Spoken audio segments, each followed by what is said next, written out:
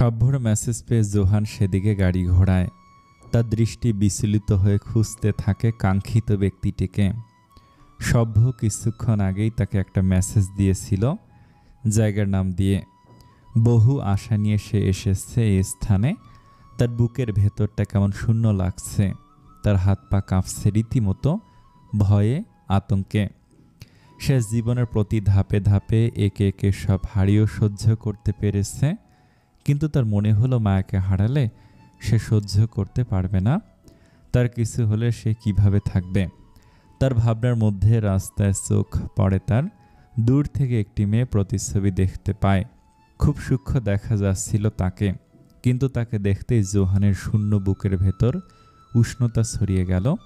সে জোরে কাঁপা কাঁপা নিঃশ্বাস ফেলে ড্রাইভারকে বলল, দ্রুত মেয়েটার কাছে নিয়ে যাও। কাছে নিতেই জোহান মায়াকে স্পষ্ট দেখতে পেল। খুশিতে তার চোখ সিক্ত হয়ে গেল। সে ড্রাইভারকে বলল, স্টপ। ব্রেক কষার পূর্বেই সে দরজা খুলে দিল। ড্রাইভার সাথে সাথে ব্রেক মারল। জোহান নেমে দৌড়ে গেল মায়ের কাছে। তার সামনে দাঁড়িয়ে দেখল মায়াকে প্রাণ ভরে। সে এক হাত দিয়ে অন্য হাত ধরে রেখেছে। হাত ছিলে গেল অনেকখানি, হাঁটছেও খুঁড়িয়ে। মায়া হাঁটার সময় খেয়াল করলো একটি গাড়ি তার সামনে এসে থেমেছে। সে ভাবল সেই লোকেদের সাথী হবে হয়তো, তাই সে নিজেকে প্রস্তুত করলো।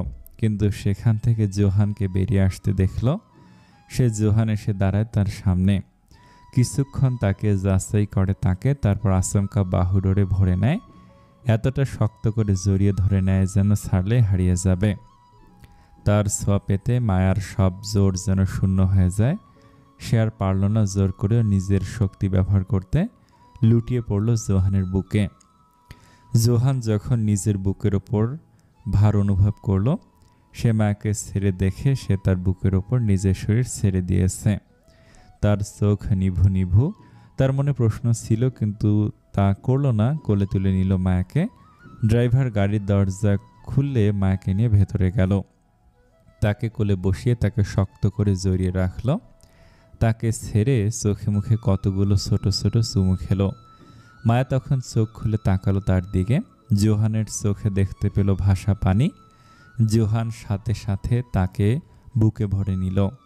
এত জোরে বুকে আঁকড়ে ধরল যেন চাইছে তাকে এই বুকের মাঝেই ভরে নিতে। তার এক হাত ছিল মায়ের পিঠে, অন্য হাত মায়ার চুলের মধ্যে রাখল। সে অনুভব করলো তার হাতটা ভিজে গেছে। হঠাৎ সে হাত সরিয়ে দেখল তার হাতে রক্ত মাখা। সাথে সাথে সে আটকে ওঠে। ড্রাইভার, দ্রুত দ্রুত হাসপাতালে নাও। তারপর সে মাকে জিজ্ঞেস করে, তোমার খুব কষ্ট হচ্ছে মায়া? না। কে করেছে এসব? কার এত সাহস? তাদের মেরে ফেলবো আমি। মায়া জোহানের বুকে শুয়ে থেকে মিনমিনে গলায় বলে, অলরেডি আধমরা করে এসেছি। জোহান হাসে তার কথায়, তারপর মাথা ঝাঁকিয়ে মুখ গুজে মায়ের গলায়। গভীর নিঃশ্বাস ফেলতে মায়া কেঁপে ওঠে। টের পেয়ে সে আলতো করে চুমু খায় সে স্থানে। জোহান দাঁড়িয়েছিল মায়ের পাশে। নার্স তার মাথায় পট্টি করে দিচ্ছিল। সে সময় তার ফোনে কল আসে সভ্যর। সে মায়ের অবস্থা দেখে তাদের কল দিতে ভুলে গিয়েছিল। সে কল ধরার সাথে সাথে বলল, সরি ভাই, মায়াকে হাসপাতালে আনতে যে তোকে বলতে ভুলে গিয়েছিলাম যে ওকে খুঁজে পেয়েছি। মায়া জোহানের কথা শুনে তার দিকে তাকায়। ফোনের ওপাশ থেকে সভ্য জিজ্ঞেস করে, মায়া ঠিক আছে তো? মাথা দিয়ে রক্ত পড়ছে, ব্যান্ডেজ করছে, হাত পাও ছিলে গেছে। কে নিয়েছিল জানিস? এখনো জিজ্ঞেস করিনি। আপাতত স্ট্রেস না দেওয়াই উচিত। যে লোকগুলো নিয়েছিল তাদের নাকি আধমরা করেছে বলে সে তাকালো মায়ার দিকে। সভ্য উপাস থেকে হেসে দিল। দুই বোন একই রকম হয়েছে। তোরটা বেশি ডেঞ্জারাস ভাই। অভ্র ভাইয়া গিয়েছিল সেখানে, বলল গাড়ির আশেপাশের লোকেদের রক্তারক্তি অবস্থা। মায়াকে না পেয়ে টেনশনে পড়ে কল দিল, ওনাকে জানাচ্ছি। কথাটা শুনে জোহানের কপালে ভাঁজ পড়ল। উনি মায়াকে এত টেনশন করছে কেন? তোর ভাই কাজ ছেড়ে নিজের বাবার সাথে দেখা করতে যায় না? সে গেল নিজে মায়ের খোঁজ করতে। এই তোর ভাইয়ের না সুরভির সাথে এঙ্গেজমেন্ট হয়ে গেছে? তার কথা শুনে সভ্য জোরে হেসে দিল। ভাইয়া তো জ্বলিস না। আমার ভাইয়ের নজর সুরভির দিকে আছে। আমার ভাই ওকে ছাড়া কোনো মেয়ের দিকে প্রেমের নজরও দেয়নি জীবনে। হয়তো আমি এত ঘাবড়ে কল দিয়েছিলাম এজন্য। এটাই যেন হয়। থাক ভাই, আর জ্বলিস না। আশেপাশে আগুন ধরে যাবে, রাখতো। তোর বাসায় যাচ্ছি তাহলে, ইনারাও ওখানে, মাকে নিয়ে ওখানে আসবি। ওকে। কথা বলা শেষে সে মায়ের দিকে তাকালো। তার চোখ মুখ কুঁচকে। মায়া জোহানের কথার ধরন শুনে বুঝেছিল ব্যাপারটা কি। সে বিরক্তি নিয়ে মুখ সরিয়ে নিল, বিড়বিড় করে বলল, ঢঙে বাঁচছি না, নিজের তো করবেই না, অন্য কারো নাম শুনলে আমার নাকি তার জলে, যত সব ঢং। ডাক্তারের ভিজিট দিয়ে জোহান এসে মায়াকে ওঠাতে নিলে মায়া বলে, লাগবে না, আমি যেতে পারো। লাগবে না, আমি যেতে পারবো। থ্যাংক ইউ হেল্পার জন্য। এমন ফর্মালিটি করছো কেন? জোহানের কপালে ভাঁজ পড়ল। আমার সম্পর্ক তো ফর্মালেই। তুমি আমার এন্টারটেনমেন্টের আন্ডারে আর্টিস্ট, আর আমি তোমার বস। জোহান হেসে ঝুঁকে মায়ের দুপাশে হাত রেখে ভার দিয়ে দাঁড়ায়। চোখে চোখ রেখে মৃদু স্বরে বলে, তো বস, আপনার জন্য যে এতক্ষণ আমার জীবন চলে যাচ্ছিল, তার জরিমানা কিভাবে দিবান? সে তার মুখে কিছুটা এগোতে মায়া পিছিয়ে যায়, বিরক্তি নিয়ে প্রশ্ন করে, কি চাই? জরিমানা। মায়ের ঠোঁটের দিকে তার নজর আটকে রেখে বলে। তার অধরের দিকে এগিয়ে ছুতে নিলেই মায়া মুখ ফিরিয়ে নেয়। জোহান তার দিকে কিছুক্ষণ তাকিয়ে কোলে তুলে নেয় তাকে। মায়া ক্ষিপ্ত স্বরে বলে, বলছিলাম না আমি হাঁটতে পারবো? তুমি তো সবই পারো, মানুষকে আধমরা করতে পারো, রক্তারক্তি করতে পারো, আমার হৃদয় পুড়াতে পারো, সবই পারো, অলরাউন্ডার পুরো। মায়া চোখ মুখ কুঁচকে নেয় তার কথা শুনে, বুকে একটা কিল বসিয়ে দেয়। জোহান ব্যথা পায় তাতে, কিন্তু কিছু বলে না। গাড়িতে উঠে মায়াকে আবার কোলে বসালেও মায়া সরে যায়, দূরে গিয়ে বসে। জোহান কিছু বলে না, তাকিয়ে থাকে মায়ের দিকে। অথচ মায়া সারা রাস্তা একটিবারের জন্য তার দিকে তাকায় না। বাড়ির সামনে এসে জোহান আবারও মায়াকে কোলে তুলে নেয়। নিজের বাড়ির দিকে এগোতে নিলে মায়া বলে, আমার বাসায় যাব, ইনারা তোমার জন্য বাসায় অপেক্ষা করছে, সভ্য আসছে। আচ্ছা। জোহান খেয়াল করে সে মাকে ধরলেও মায়া তাকে ধরেনি। সে টিটকারি করে বলে, একটু আগে বাচ্চাদের মতো আমার আষ্টে পৃষ্ঠে লিপটে ছিলে, এখন কি ধরতে ঘিন করছে নাকি? মায়া কপাল কুঁচকে তাকায় তার দিকে। তুমি কি বেশি কথা বলছো না? কি করব ম্যাম, আপনি তো কথাই বলছেন না আমার সাথে। কি বলবো? তুমি যা ইচ্ছা বলো, আমি শুনতে পারবো সারাদিন ভরে। মায়া তাচ্ছিল্য হাসে। সে সুযোগ তো আপনি নিজের হাতে শেষ করে দিলেন মিস্টার জোহান হক। জোহান তার কথার ভান ধরতে না পেরে কপাল কুঁচকে তাকায়। প্রশ্ন জায়গাটা দাবিয়ে দিতে হয়, কারণ লিফট এসে পড়েছে তার ফ্লোরে। সে নেমে দরজার সামনে যে মায়াকে বলে, কলিং বেল বাজাও, এবার নামাও, বাসায় আন্টি আসছে, আন্টি দেখে ফেলবে। দেখুক, সমস্যা কি? ফাজলামো করো না, নামা বলছি। এমন সময় সে হাজির হয় সভ্য। তাদের দেখে ভুরু উঁচিয়ে দুষ্টু করে বলে, বাহ, ওদিকে আমরা টেনশনে মরছি, আর এদিকে আপনাদের প্রেম কাব্য চলছে। তার কথা শুনে দুইজনে অপ্রস্তুত হয়ে গেল। মায়া ঝাঁঝালো গলায় বলল, কোনো প্রেম প্রেম চলছে না এখানে। তা তো দেখতেই পারছি, একটু না অনেক প্রেম প্রেম চলছে বলে দুষ্টু হাসল। জোহান সভ্যর দিকে ঝুঁকে বিড়বিড় করে বলে, খ্যাপা বাঘিনীকে আরও খেপিয়ে বিপদ ডেকছিস কেন নিজের জন্য? খেপলে তোর কাছে আছে, আমার কিছু করতে পারবে না। খেপে টেপে গলার জোরে একটা লাভ বাইট দিলে তোরই লাভ। মায়া দাঁতে দাঁত চেপে বলে, আমি এখানে আছি, সব শুনছি। সভ্য মুহূর্তে সোজা হয়ে দাঁড়িয়ে কলিং বেল দেয়। সমিতা দরজা খুলে মাকে দেখে স্বস্তির নিঃশ্বাস ফেলে। মমতা ভরা সুরে জিজ্ঞেস করে, তুমি ঠিক আছো মামনি? এমন আদুরে ডাক শুনে মায়ের মন গলে পড়ে যেন। সে হাসি দিয়ে তাকায় আন্টির দিকে, বলে, জি আন্টি। মাথায় পট্টি কেন, কি হয়েছে? জোহান উত্তর দেয়, অ্যাক্সিডেন্ট হয়েছিল, ডাক্তার বলেছে 1 সপ্তাহ বেড রেস্টে থাকতে। ওকে ভেতরে নিয়ে যা, আমি জুস করে আনি, খেলে ভালো লাগবে। তারপর তাকে ভেতরে নিয়ে গেল। ড্রয়িং রুমে যে দেখে ইনারার সাথে সাথে অভ্র বসে আছে সেখানে। তাকে দেখে জোহানের কপালে ভাঁজ পড়ে। ইনারা মায়াকে দেখে এক প্রকার দৌড়ে আসে। অভ্র উঠে দাঁড়ায়। ইনারা ঠোঁট উল্টে কেঁদেই দেয়, আপু, আমি যে ভয় পেয়েছিলাম, শব্দ শুনে আমার জান আটকে গিয়েছিল। জোহান মায়াকে সোফায় বসালে সে আবার দৌড়ে এসে মায়াকে এক পাশ থেকে জড়িয়ে ধরে। মায়া রাগান্বিত স্বরে বলে, এই অবস্থায় তুই দৌড়াদৌড়ি করছিস কোন সাহসে? আমার বঞ্জিয়ের কষ্ট হলে তোর খবর আছে। সে আরও শক্ত করে ধরে মায়াকে। সত্যি ভয় পেয়ে গিয়েছিলাম। সকাল থেকে আমার মন আকুম বাকুম করছিল। ইনারার কথায় মায়া আদুরে দৃষ্টিতে তাকায় তার দিকে। মেয়েটা তাকে এত তাড়াতাড়ি একটু বেশি আপন করে নিয়েছে। মায়া একপাশ থেকে তার গালে হাত রেখে বুলিয়ে বলে, এই কারণেই তো তাড়াতাড়ি আসতে পেরেছি। তুই ফোনে না থাকলে এতক্ষণে হেঁটে আসতে হতো। ইনারার সাথে সাথে সোজা হয়ে বসে। তুমি নাকি লোকেদের মেরে মুড়ে ভর্তা বানিয়ে দিয়েছ। এই না হয় ইনারার বড় বোনের মতো কাজ করলে। মা তার কথায় হেসে দেয়।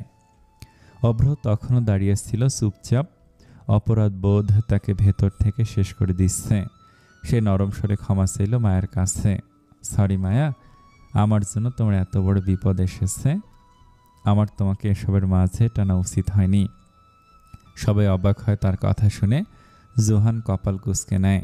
আপনার জন্য মানে কি? মায়া উত্তর দেয়, কিছু না। অভ্র আপনি বসুন, এখানে আপনার দোষ নেই। ইনারা জিজ্ঞেস করে, এখানে অভ্র ভাইয়া কোত্থেকে এলো? আর ওই লোকগুলো বা কেন তোমাকে নিল আপু? টাকার জন্য? যাওয়া হবার হয়েছি তো। আমি তো ঠিক আছি, এখন কথা টানার প্রয়োজন কি? জোহান উচ্চস্বরে জিজ্ঞেস করে, আপনি কেন বললেন আপনার জন্য এসব হয়েছে? সভ্য জোহানের দিকে তাকায়। জোহান আস্তে কথা বল, আমার বড় ভাইয়ের সাথে কথা বলছিস, ভুলে যাবি না। অভ্র জানায়, আমার দোষ আছে, আমার জন্য আজ মায়ার এত বড় বিপদ হয়েছে। মায়া বিরক্তি নিয়ে বলল, আপনাকে এ কথা সবার সামনে কে তুলতে বলেছে? সভ্য থামায় সবাইকে। সবাই চুপ করবে। এখানে কি হচ্ছে কিছু বুঝতে পারছি না। ভাইয়া, মায়ার অ্যাক্সিডেন্টের সাথে আপনার কি সম্পর্ক? অভ্র অপরাধী কণ্ঠেই বলল, ও আমার হেল্প করতে যেই বিপদে পড়েছে, আমার শত্রুর লোকেরাই ওকে। কথায় শেষ করার পূর্বেই এক পলকে জোহান এসে তার পাঞ্জাবির কলার ধরে নেয়। আপনার জন্য ওর এই অবস্থা। রাজনীতি আপনার, শত্রু আপনার। আপনি মাঝখানে আমার মায়াকে কেন আনলেন? ওর কিছু হলে আপনি আপনাকে শেষ করে ফেলব। ইনারা আর মায়া দাঁড়িয়ে পড়ে আশ্চর্যে। শব্দ শুনে সৌমিতাও দৌড়ে এলেন কিচেন থেকে। সভ্য এসে ছাড়ায় জোহানকে। জোহান স্যার বলছি। সম্পূর্ণ কথা না শুনেই তুই? সম্পূর্ণ কি কথা শুনবো? উনি ওনার রাজনৈতিক ব্যাপার নিজের মধ্যে রাখবে। মায়াকে এসবে জড়াতে গেল কেন? আজ যদি ওর কিছু হয়ে যেত, ওর অবস্থা দেখ। মায়া বিরক্তি প্রকাশ করে। আমি ঠিক আছি বলছি না? ঠিক আছো? তোমার রক্তের দাগ এখন আমার শার্টে লাগানো। হাত ছিলে গেছে, পা একটুর জন্য ফ্র্যাকচার হয়নি। আর উনি নাকি ঠিক আছে। তোমাকে না পেয়ে আমার জান চলে যাচ্ছিল। পাওয়ার পর তোমার এই অবস্থায় আমার কি অবস্থা হয়েছিল তুমি ভাবতে পারছো? কথাগুলো বলে জোহান ঘন নিঃশ্বাস ফেলতে থাকে। মায়ের কঠিন দৃষ্টি নম্র হয় তার কথায়। সে চোখ সরায় সাথে সাথে। নরম কণ্ঠে সভ্যকে বলে, আপনার বন্ধুকে বসিয়ে শান্ত করুন, পানি দিন। লাগবে না কিছু, আগে আমার উত্তর দিতে হবে। মায়া এবার খেপে যায়। পানি পান না করলে মাথায় ঢেলে দিন বলে বসে পড়ে। ইনারার একবার জোহানের দিকে তাকালো, আবার মায়ের দিকে। তার খুব করে মন চাইল জোহানের কথা ধরে একটু মজা নিতে, কিন্তু এই পরিস্থিতিতে ইচ্ছাটা পূরণ করবে কিনা বুঝে পেল না। তখনই সভ্য তাকায় তার দিকে। চোখের ইশারাতে যেন হুমকি দেয়, যা মনে চলছে মনে দাবিয়ে দিতে। আর কি করার, ইনারা মন মরা হয়ে বসে পড়ে। সভ্য জোহানকে বসিয়ে সৌমিতা আন্টিকে বলে, আন্টি আপনি মায়ার জন্য জুস নিয়ে আসুন, সব ঠিক আছে এখানে। সৌমিতা যাওয়ার পর সে অভ্রকে সরাসরি জিজ্ঞেস করে, ভাইয়া ভনিতা ছাড়া সরাসরি বলো কি হয়েছে, আর কে ওই লোকগুলোকে পাঠিয়েছে? অভ্র বসল। সে মায়ের দিকে তাকিয়ে গভীর নিঃশ্বাস ফেলে বলল, তৌফিক। ইনারার সাথে সাথে বলে ওঠে, এই তৌফিক বেটা আবার কে? তার এত বড় সাহস আমার মায়া আপুকে কিডন্যাপ করার চেষ্টা করেছে। তাকে তো লাথি মেরে ব্ল্যাক হোলে পাঠিয়ে দেব। সবাই তার দিকে তাকায় একবার বিরক্তির দৃষ্টিতে। সবারই দৃষ্টিতে সে নুয়ে যায়। সভ্য বলে, তৌফিক মানে প্রধানমন্ত্রীর ছেলে, মেঘলা আপুর স্বামী। সে কেন মায়ের ক্ষতি করতে যাবে? আর তোমারই বা তার সাথে শত্রুতামি থাকবে কেন? অভ্র দুই হাঁটুতে কুনি ভর দিয়ে বসে থাকে। তার গলা বসে যাচ্ছে উত্তর দিতে যে। মায়া হয়তো তার যন্ত্রণা বুঝতে পারে, তাই সে উত্তর দেয়, ওনার বন্ধু গগনকে খুন করে মেঘলার সাথে জবরদস্তি বিয়ে করেছে তৌফিক। কথাটায় যেন সভ্যর বুক কেঁপে ওঠে। কি? গগন ভাইয়া আর নেই? তার কথাটা ভীষণ অবিশ্বাস্য মনে হয়। অস্ট্রেলিয়া গগন তাকে বড় ভাইয়ের মতো আদর করতেন। তাকে পড়ানো থেকে শুরু করে ঘোরানো সব কিছুতে এগিয়ে থাকতেন। অনেক হাসি ঠাট্টায় মাতিয়ে রাখতেন তার আশেপাশের সবাইকে। একসময় যোগাযোগ না থাকলেও সে আর নেই কথাটা বিশ্বাস হচ্ছে না সভ্যর। সে তাকালো অভ্রর দিকে। সে জানে গগন ভাই অভ্রর জন্য কি ছিল। তার জীবনের সবচেয়ে বড় অংশ। কেবল বন্ধু না, ভাই ছিল। হয়তো তার থেকেও বেশি আপন ছিল। সে যে বসলো তার ভাইয়ের পাশে, কাঁপানো সুরে বলল, ভাইয়া জানাওনি কেন? অভ্র উত্তর দেয় না।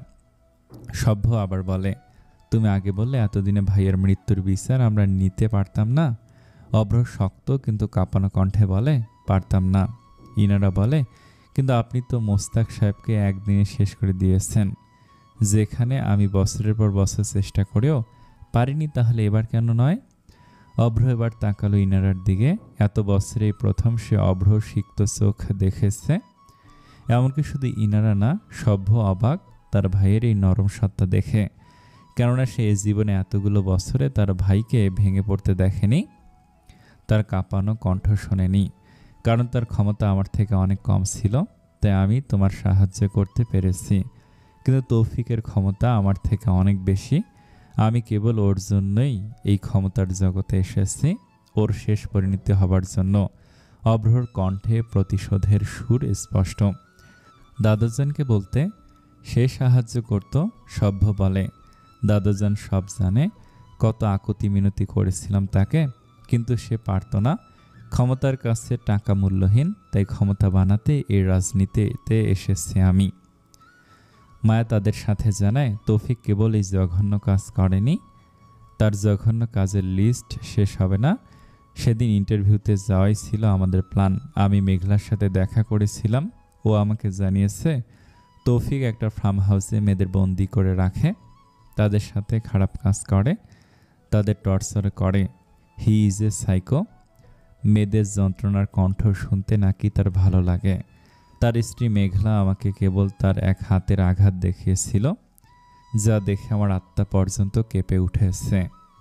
তাহলে মেয়েগুলোর ওপর কি করে খোদা জানে। মেয়েরা তার অত্যাচার সহ্য করতে না পেরে যদি বেঁচে থাকে, তাহলে তাদের পাচার করে দেয়। এছাড়া অনেক ইল্লিগাল ব্যবসা আছে তার। অভ্র আবার বলে, গগন আমার আঘাত ওর ওপর নিয়েছিল, আমার জীবন ওর আমানত। যদি ওর প্রতিশোধ আর ওয়াদা পূরণ করতে না পারি, আমার জীবন ব্যর্থ। সে আবার তাকায় মায়ের দিকে, অনুশোচনা নিয়ে বলে, কিন্তু এতে তোমাকে জড়ানো আমার ঠিক হয়নি। I am sorry Maya, so sorry. এখানে ব্যাপার অন্য কিছু। ওদিন কোনো কিছু ধরা পড়ার চান্স ছিল না। আমি তৌফিককে কিছু বুঝতে দেয়নি। তাহলে এমনটা কেন হলো ধরতে পারছি না বলে সে ভাবা শুরু করলো। ওদিনের সব কথা তার মাথায় ঘুরলো। ভাবতে ভাবতে হঠাৎ তার কিছু মাথায় এসে আটকালো। ওয়েট, আজকের ঘটনাটা এজন্য হয়নি যে তৌফিক আমাকে সন্দেহ করেছে। সে তৎক্ষণাৎ তাকায় অভ্রর দিকে। ব্যাপারটা সেদিন আমার মাথায় ধরেনি। সেদিন তৌফিকের আসার কথা ছিল না, তাও সে স্টুডিওতে এলো। আমি তাকে এড়িয়ে যেতে চেয়েছিলাম, কিন্তু সে আমাকে বারবার ডেকে কথা বলার চেষ্টা করছিল।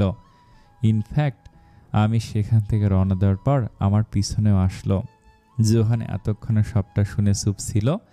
বলার মতো কোনো শব্দ সে খুঁজে পাচ্ছিল না। কিন্তু মায়ের কথা শুনে তার মাথার রগ কেঁপে ওঠে ক্ষোভে। সে কপাল কুঁচকে মায়ের দিকে তাকায়। এই জানোয়ার তোমার দিকে খারাপ নজরে তাকিয়েছে, অর্থাৎ আজ তোমাকে এজন্য নিয়ে ভাবনায় আসতে রাগে জোহানের শরীর জ্বলে ওঠে। সে উঠে তার শার্টের হাতা ফোল্ড করতে করতে বলল, তাহলে আজ ওর শেষ পরিণতি আমার হাতেই হবে। বলে যেতে নিলে সভ্য তাকে থামায়, বলে যে এখানে অভ্র ভাইয়া রাজনীতিতে থাকার পরেও এত বছরে কিছু করতে পারেনি, সেখানে তুই কিভাবে পারবি? ওর ঘরের সামনেও যেতে পারবি না। তুই কি বুঝতে পারছিস না ও কার ছেলে? তাহলে ওই কুত্তা মায়ের দিকে নজর দিছে আর আমি বসে চুপচাপ দেখব, তাই করতে বলছিস তুই? মায়া বিরক্তিতে চোখ মুখ কুঁচকে নেয়। সভ্য, আপনার বন্ধু একটা গর্ধব জানেন? কথাটা শুনে জোহান রাগি চোখে তাকায় মায়ের দিকে। তুমি কি বুঝতে পারছো না আজ তোমাকে কেন কিডন্যাপ করা হয়েছিল? আমার কাছে যথেষ্ট জ্ঞান আছে, তাই সেখান থেকে ফিরে আসতে পেরেছি। তোমার মতো হুটহাট রেগে গিয়ে বুদ্ধিমত্তা হারানোর গুণ আমার নেই। ও সরি, হুটহাট না, 1 সপ্তাহ ভাবার পরও তো যথেষ্ট বুদ্ধি আসে না তোমার? সে ভেংসি কেটে তাকায় অভ্রের দিকে। I have a plan, but আপনাকে কিছু অ্যারেঞ্জ করতে হবে। অভ্র চিন্তিত সুরে বলে, আজকের ঘটনার পর আমি তোমাকে আর এসবে জড়াতে চাই না। জোহানও তাকে মানা করে, খবরদার মায়া, তুমি আর এসবে জড়াবে না। আমি চাই না তুমি আবার কোনো বিপদে পড়ো। মায়া এবার ক্ষিপ্ত বাঘিনীর ন্যায় তাকায় জোহানের দিকে। আর ওই মেয়েগুলো কি, যাদের জীবন ওই জানোয়ার খেলা করছে আর করবে? তা আমরা দেখব। আমি আর সভ্য অভ্র ভাইয়ের সাহায্য করব। এক্সকিউজ মি, আমি মেয়ে বলে প্রোটেক্ট করার চেষ্টা করছ? একটা মেয়ে হয়ে অন্য মেয়েদের জীবন শেষ হতে আমি চুপচাপ দেখতে পারবো না। And for your kind information, তোমাদের মতো 3টাকে একটু আগে উঠিয়ে কাপড়ের মতো ধোলাই দিয়ে এসেছি। তাই অসুস্থ শরীর নিয়ে। সুস্থ থাকলে ওদের অবস্থা ভেবে নিও। নিজেদের তো বডিগার্ড লাগে আসছে আমাকে প্রোটেক্ট করতে। আমি ক্যারাটে, বক্সিং 2টা প্রফেশনালি শিখেছি। ওকে? কথাটা শুনে 3জনে কাপড়ের দিকে তাকায় আর ইনারা শব্দ করে হেসে দেয়। মায়া তার দিকে তাকে গম্ভীর মুখে বলে, তুই দাঁত কেলাবি না, এসব থেকে সর, দূরে থাকবি। আমার বঞ্জির কিছু হলে তোর কপালে শনি আছে। তারপর মায়া সবার দিকে তাকিয়ে বলে, তৌফিককে বোকা ভাবলে আমাদের ভুল হবে। বোকা হলে এত বছর সব লুকাতে পারতো না। এত বছর লুকিয়েছে, কেউ ধরতেও পারেনি। অভ্র বলে, ধরা পড়লেও কিভাবে জানবো? ক্ষমতা দিয়ে মুখ বন্ধ করাতে কতক্ষণ? তাই এবার জনগণের সামনে লাইভ দেখাতে হবে। একটা পরিকল্পনা তো মাথায় আছে, হবে নাকি জানি না। সে কিছুটা চিন্তা করে বলল, আপনি যেহেতু আমার খোঁজ পেয়েছেন, এর মানে তৌফিকের কাছে আপনার লোক আছে। তাকে দিয়ে কিছু তথ্য বের করতে পারবেন? কি করতে চাইছ? আগে তথ্য বের করুন, সেই হিসেবে বলবো। ঘরের কোথায় সিকিউরিটি ক্যামেরা আছে আর কোথায় নেই, সিকিউরিটি ক্যামেরার কন্ট্রোল কোথায় থাকে, আর যেদিন তৌফিক নাসরিন নিবাসে থাকে না, সেদিন সেখানে সিকিউরিটি কেমন থাকে। তৌফিকের দৈনিক রুটিনও আরও কোনো তথ্য প্রয়োজন হলে আপনাকে জানাবো। তুমি যা ভাবছো হয়তো আমি ধরতে পেরেছি, কিন্তু কাজটাতে রিস্ক আছে। No risk no gain. আমি ব্যবসা হোক বা জীবন, এই কথাটা মেনে চলি। তোমার চিন্তাভাবনা আসলে আমার মতো। জোহান তার পাশে দাঁড়ানো সভ্যর পেটে কুনি মেরে বলে, তোর ভাইকে এখান থেকে হয়তো বিদায় কর, না হয় সুরভিকে ডেকে দে। সভ্য তার কথা শুনে হেসে দেয়। সে জোহানের কাঁধে চাপড় মেরে বলে, ভাই, তোর জ্বলার এখানে কারণ নেই। 2জন এক একটা সিজ। তুই না বলেছিলি 2জন বিয়ের কথা বলতে যে বিজনেস ডিল করে এসেছিল? মনে করিস না ভাই, মনে হচ্ছিল এলিয়েন শো দেখছি। সৌমিতা এতক্ষণে এসে পড়েছে জুস নিয়ে। মায়ের পাশে বসে তাকে বলে, পুরোটা শেষ করবে? ইস, কত রক্ত বের হয়েছে। তুমি ঠিক না হওয়া পর্যন্ত আমাদের সাথে থাকবে, আমি ছাড়বই না। সে জোহানের দিকে এক পলক তাকে বলে, না না আন্টি, আমি ঠিক আছি, আপনার কষ্ট করার প্রয়োজন নেই। কষ্ট মানে? তুমি আমার মেয়ের মতো, তোমাকে এই অবস্থায় আমি একা রাখবো? একা না আন্টি, আমার বান্ধবীর বাসায়। কেন, আমি কি তোমার পর নাকি? তুমি আমাকে পর ভাবো? আমি তো তোমাকে আমার মেয়ে ভেবেছি। সৌমিতার আবেগী কথা শুনে মায়া গলে যায়। সে সাথে সাথে সৌমিতার হাত ধরে বলে, আচ্ছা আন্টি, আমি থাকবো, আপনি ইমোশনাল হবেন না প্লিজ। সভ্য এবার জোহানের পেটে কুনি মেরে বলে, দোস্ত, আন্টি মেয়ে বানালে কিন্তু সমস্যা তোর বোন হয়ে যাবে। কথাটা শুনে জোহান তৎক্ষণাৎ অগ্নিদৃষ্টিতে তাকায় সভ্যর দিকে, আর সভ্যতার মুখ দেখে হাসতে হাসতে শেষ। অভ্র যাওয়ার পর সমিতা মায়াকে ঐশীর রুমে আরাম করতে রেখে আসে। ঐশী আর ইরফার এখন বিদেশে। দেশে থাকলে অর্ধেক সময় কাটায় তাদের বাসায় ও অর্ধেক সময় ইরফানদের বাসায়। জোহানও চলে গেছে ফ্রেশ হতে। সারাদিনে অনেক ক্লান্তি গেছে তার। সবাই যেতে সমিতা ধরে বসে সভ্য ও ইনারাকে। এই তোরা বলতো কি চলছে মায়া ও জোহানের সাথে? সভ্য ও ইনারা একে অপরের দিকে তাকায়। সভ্য বলে, সঠিক জানি না, জোহান কিছু বলেনি, কিন্তু ঘুরিয়ে পেঁচিয়ে বলেছে তোমার ছেলে আসলে একটা গর্ধব। বুঝেছ আন্টি, মায়াকে ভালোবাসে ঠিকই, কিন্তু অতীতের ভুলগুলোর জন্য এগোচ্ছে না। আর মায়ের ব্যাপারটা জানি না, কিন্তু দেখে তো মনে হয় মায়া ওকে পছন্দ করে। ইনারা তাল মেলায় তার কথায়। অফকোর্স করে, আমি শিওর, কিন্তু আমি বুঝতে পারছি না দুইজনে একে অপরের কাছে তা প্রকাশ কেন করছে না। সমিতা সভ্যকে অনুরোধের সুরে বলে, তুই ওকে বোঝা সভ্য, আমি চাই আমার ছেলেটার জীবন এবার স্বাভাবিক হোক। আমার ছেলেটা এক জীবন ভুল করে এসেছে, এইবার যেন মায়াকে হারিয়ে সে ভুলটা না করে। ভালোবাসার মানুষকে না পাওয়া খুব কষ্টের। জীবনে মানুষ এগিয়ে যায়, কিন্তু সে মানুষটার শূন্যতা কখনো মেটে না। আমি চাই না আমার ছেলের জীবন এই শূন্যতায় কাটুক। সভ্য ও ইনারা অপরের দিকে তাকায়, তাদের মুখখানা মলিন হয়ে যায়। তারা জানে আজমল সাহেব ও সমিতার ব্যাপারে ঠিকই তো জীবনে সব কিছু অর্জন করা সত্ত্বেও এই একটি কমতি মানুষের ভেতরটা শূন্য করে রেখে দেয়। কিভাবে একটা অচেনা মানুষ জীবনে এতটা প্রয়োজনীয় হয়ে ওঠে, সে তাকে ছাড়া সব নিঃস্ব মনে হয়। তৌফিক তার হাতে থাকা গ্লাস ছুঁড়ে মারে সুমনের দিকে, যা একটুর জন্য তার মাথায় লাগেনি। সে হুঙ্কার দিয়ে ওঠে, আমি 2 ঘন্টা ধরে মায়ের জন্য রুমে ওয়েট করছি, আর তোরা আমাকে এসে বলছিস ও 3 জনকে মেরে চলে গেছে। একটা মেয়ে 3 জনকে কিভাবে মারতে পারে? স্যার সত্যি ওর কাছে ধারালো আর ইলেকট্রনিক কিন্তু ছিল, ওগুলোতে ওরা দুর্বল হয়ে গেছে। আর সে মনে হয় কোনো ফাইটিং টেকনিক জানে। তার কথায় কপাল কুঁচকায় প্রথমে তৌফিকের, তারপর সে হেসে দেয় শব্দ করে। তোকে বলেছিলাম না মেয়েটার রূপ আগুন, এখন দেখি সে পুড়ে আগুন। এখন তো ওকে আমার যে কোনো মূল্যই লাগবে, সোজাভাবে না হলে তেরাভাবে কারোর অফিসে যাওয়ার ব্যবস্থা করবি। স্যার আপনি ওর অফিসে যাবেন? তোরা যেহেতু ওকে আমার কাছে আনতে পারিসনি, আমারই তো যেতে হবে। সুমন অবাক হয়, স্যার আপনি নিজে একটা মেয়ের কাছে যাবেন? আপনি তো কেবল মেঘলা ম্যামের, ও মেঘলার থেকে বেশি ইন্টারেস্টিং বুঝলি। মেঘলা কেবল আমায় মানা করেছিল, তাতে ওকে নিজের কাছে সারা জীবনের জন্য আটকে রেখেছি। ওর বাপ ভাই একটা হারামি, এই কারণে এত সহজে পেরেছি। কিন্তু মায়ের পরিবার তো ওর কৃপায় চলে। ওর ওপর ওর অ্যাটিটিউড আরও আকর্ষণ করেছে আমাকে। যে জিনিস পাওয়া যত বেশি কষ্টের, সে জিনিস পাওয়ার মজাই আলাদা। জোহান লম্বা একটি শাওয়ার নিয়ে বের হয়। সে একটি কালো টি শার্ট ও ট্রাউজার পরে। বেরিয়ে শুনে সভ্য ইনারা চলে গেছে। ইনারা রাতের মেডিসিন নেওয়া বাকি। সে মায়ের কথা শুনে সেখান থেকে যায় মায়ের রুমে। যে দেখে মায়া শুয়ে আছে, সে যে তার পাশে বসে তার আঙুলে আলতো করে ছুতেই মায়া তৎক্ষণিৎ চোখ খোলে, তাকায় তার দিকে, কি চাই? তারপর উঠে বসে। নক করে আসুনি কেন? জোহান তার দিকে তাকায় ভালো করে। ড্রেস চেঞ্জ করে নিয়েছ? হ্যাঁ। ইনারাও সভ্যকে ঘরের চাবি দিয়েছিলাম, এনে দিয়েছে।